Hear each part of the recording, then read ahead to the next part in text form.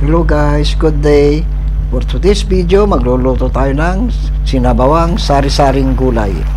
Bulang lang Ilocano o lauoy utan Bisaya. Ito po ang ating mga gagamitin nating mga gulay.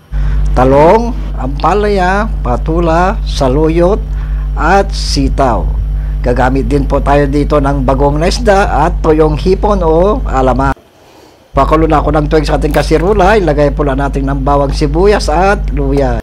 Ilagay na muna rin natin ang ating toyong hipon o alamang or dried shrimps.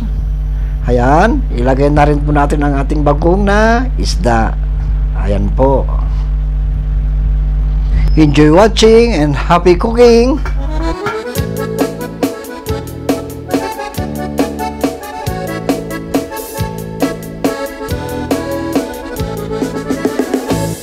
Parbaw no agriin apa nagugot iti kamote mangisaan sa agiwayway itinuangan nagaget ni Uncle Bertie nataripato iti dingwe pagulida na nasken ang tuladan awan ganyan at bandong inaldawlat na asong malong uray maka sinit pa iti podon nakarakad lang ta uray at dasang ubanit na agpastor nuang iti panakainanana basta ni Uncle Bertie sala sumangpet no ti maleme tati kayat na rumang ay panagbiyagen dunal pas tirara ete apa nagbirong panggedanen alat tiro tadandanen panag-aapiten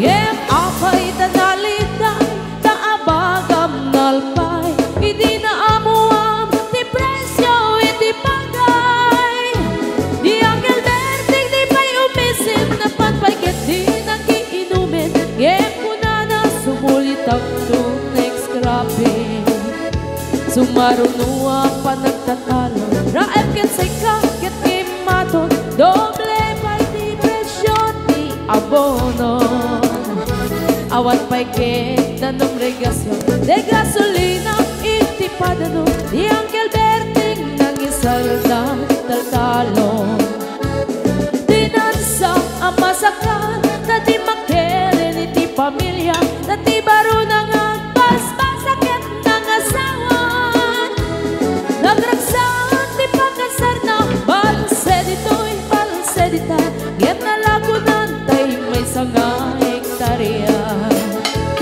basta ni Uncle Bertie sala sumangmet no ti maleme anya nari